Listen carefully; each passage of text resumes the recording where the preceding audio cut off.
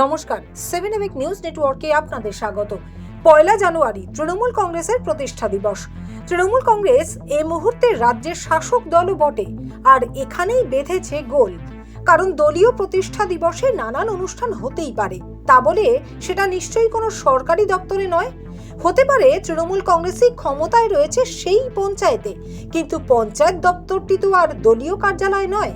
কিন্তু খড়দহ বিধানসভার বিলকান্দা 2 নম্বর গ্রাম পঞ্চায়েত দপ্তরে দলের প্রতিষ্ঠা দিবস পালনে মাটিতে জাতীয় পতাকা সাজিয়ে তার উপরে দলনেত্রী মমতা বন্দ্যোপাধ্যায়ের ছবি রেখে পঞ্চায়েত প্রধান দীপা পাইককে দেখা গেল জাতীয় পতাকা এবং দলীয় পতাকা উত্তোলন করতে। বলতে গেলে জাতীয় পতাকাকে পায়ের নিচে রেখে অনুষ্ঠিত হলো সমগ্র অনুষ্ঠানটি।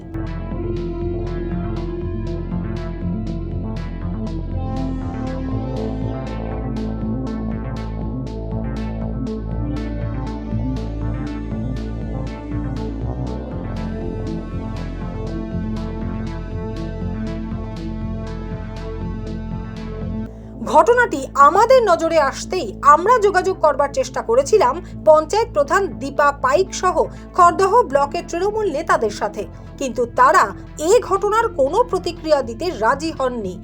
আসলে যে ছবি আমরা দেখছি সেই ঘটনার কোনো প্রতিক্রিয়া হতেই পারে না, কারণ পরিষ্কার দেখা যাচ্ছে মাটিতে লোটাচ্ছে জাতীয় পতাকা, আর তার ওপরে সাজানো রয়েছে দলনেত্রীর ছবি।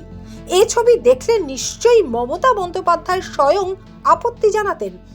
এখন দেখার এই ঘটনা প্রকাশ্যে আসবার পর দল হিসেবে তৃণমূল কংগ্রেস কি ব্যবস্থা নেয়।